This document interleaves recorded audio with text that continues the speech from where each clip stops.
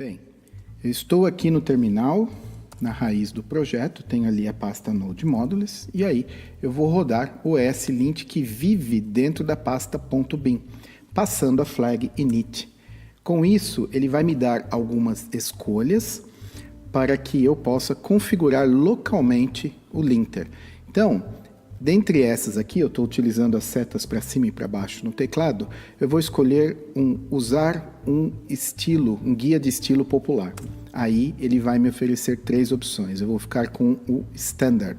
Algumas pessoas gostam bastante do Airbnb, eu gosto dos dois. Eu acho que o Standard ele é um pouco menos chato. Então, para essa série de vídeos, eu vou ficar com o Standard. Aí, ele pergunta qual é o formato que eu quero o arquivo de configuração. Eu escolho JSON, ele vai checar se todas as dependências estão instaladas, fará a instalação do que precisa. No final das contas, ele não instala 2 dependências que precisa, mas isso é muito fácil de identificar.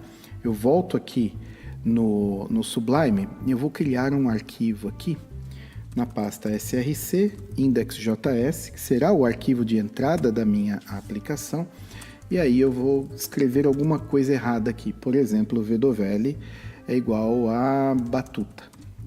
Ok. Perceba que já tem alguma coisa reclamando ali, tá vendo? Mas eu vou mostrar o que é daqui a pouco. Vamos lá, mais uma coisa. Module export igual Vedovelli. Muito bem. E aí ele vai reclamar de outra coisa. Tá.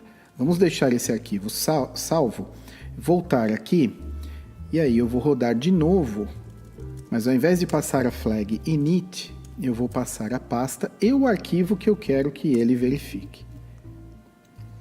Muito bem. Ele está me dizendo que existem 3 erros. Eu disse anteriormente que ele não instalava todas as dependências, e aí ele acabou de me desmentir. Por quê?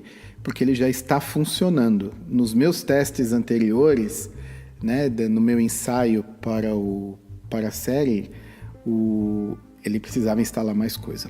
Mas deixemos assim. Então, se ele está funcionando, voltemos aqui ao nosso no Sublime, no arquivo. O que acontece? Se eu colocar o cursor ali onde ele está, com aquela borda vermelha, e olhar aqui na barra, ele está me dizendo exatamente qual que é o problema. Ó. Primeiro de 3 erros, Vedovelli não está definido. Então, constante Vedovelli, ele sozinho vai fazer uma nova verificação e já vai tirar aquele erro dali. Muito bem. Aí eu tenho um outro erro aqui. Nova linha obrigatória no final do arquivo e não foi encontrada. Então, se eu colocar uma última linha ali, perceba que agora ele parou de reclamar.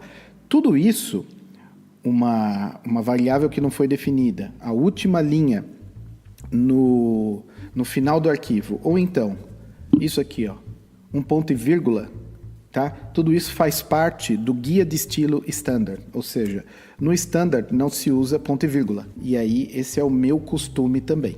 Tá? E como é que você faz para configurar o Sublime, ou se você usa outro editor, para que a ação de lint seja feita enquanto você desenvolve? Eu tenho aqui no meu package control,